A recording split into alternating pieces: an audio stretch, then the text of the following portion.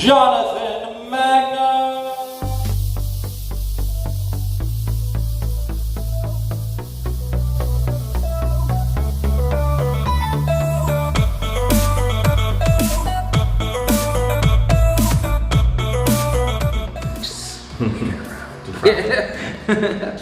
All right. What's up, everybody? This is Alon Block from the Saber Legion here with Jonathan Magno from HyperMonkey Fitness.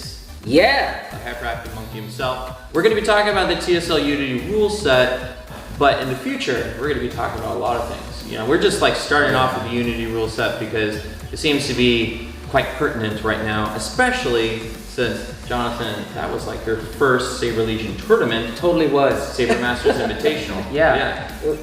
Go ahead. Yeah. Thank you. Yeah. All right, edit that one out, Jonathan, No, in the future. I probably won't. I'll probably think. It being your first TSL tournament, what was your experience? What did you think? You know, honestly, I didn't know what to expect. I've never done a TSL tournament before. I mean, I've done, other things like boxing, martial arts stuff, the longsword stuff, the HEMA community. So I really did like the experience of it. The production value was really, really well done. I don't know who set that up, but it was really great. The thing that really stood out was the ability to adapt during the tournament, because it was the very first tournament that you guys did with this Unity Ruleset.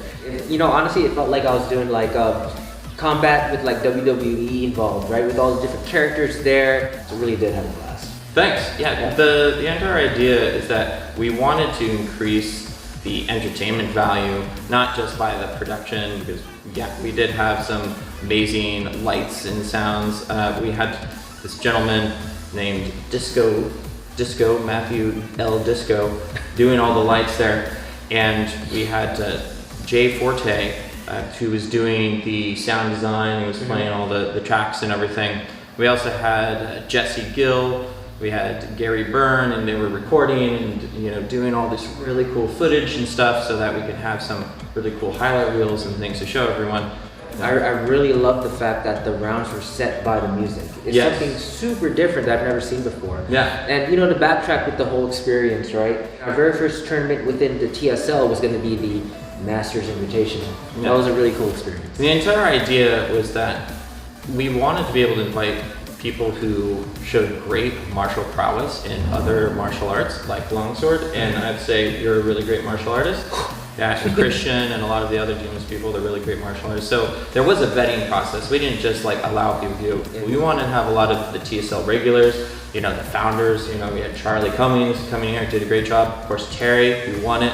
Of course, the ever-present Ryan Kappas, who, he's an amazing kendo practitioner. Super fun. We wanted people who really had no experience to come in there and just sort of like how much of their skill was instantly translated across. A lot of the longsword techniques do still work. Just, kind of adapting to the situation. Because I was expecting more of like stick style work, but some of those moves still work, so it was great. Oh, that's awesome. When you were adjusting like in the middle of the fight. Correct. Yeah. With stop start, you don't really get like you get a snack, but you don't get a meal. Correct.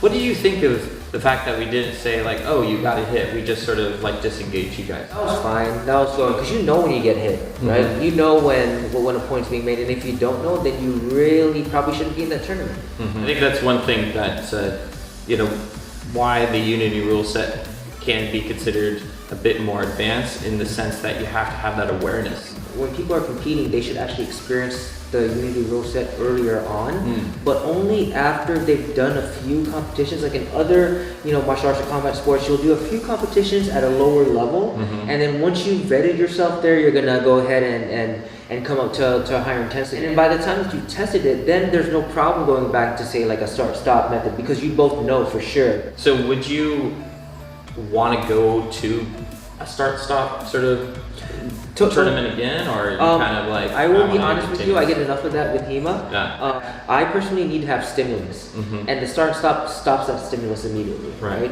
You're saying that it's more similar to actual fighting. So what do you mean by that exactly? Just because you hit somebody doesn't mean that they're not going to hit you back. Right. It doesn't mean that you have enough pressure and force to stop them or incapacitate them. right? You have to be ready for what's going to happen next. A lot of times people will get so happy and celebrate in the moment that they're not ready for the next piece. You have to be ready for about 2 to 3 pieces after that. Right. I think it also encourages bad martial habits. Like, oh, I'm just going to stop after I get the hit and back off. You know, you have to be in there. You have to trust yourself and not, you know, get overwhelmed by the adrenaline and the fear and the anxiety and, you know, all that sort of stuff that comes in there. That is so true. And I hope you guys weren't mad about this, but I saw a chance to be like a little bit of a Sith, right? I wanted to. You were wielding a red lightsaber. Yeah, red lightsaber, red gear, right? Let me pace back and forth a little bit, like pretend I'm angry, you know, try to get through it. That's great. I mean, I think that's what's fun about this. It being more like WWE. Totally.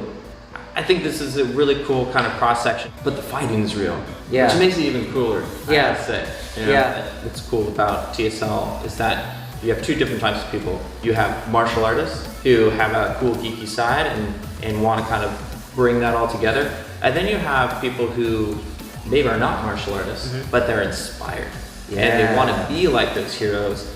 And what better way to do that than to give them the sport, give them this activity that they can practice within and see themselves getting better. Phoenix came into the Golden Gate Knights. It's a 4-year group that I run.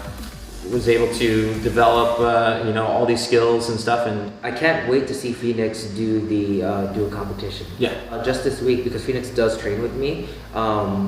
Step vaults, some speed vaults.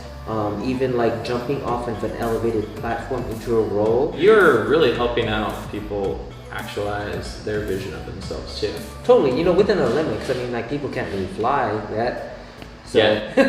So you do it again. I would definitely do it again. Once again, Unity Ruleset I would do. That's it for now. You know, we're not talking so much about the rule set as like Unity and how it's impacted people. We're going to be bringing more people and talking about more stuff in the future. But for now, 1, 2, 3. United through Sabers.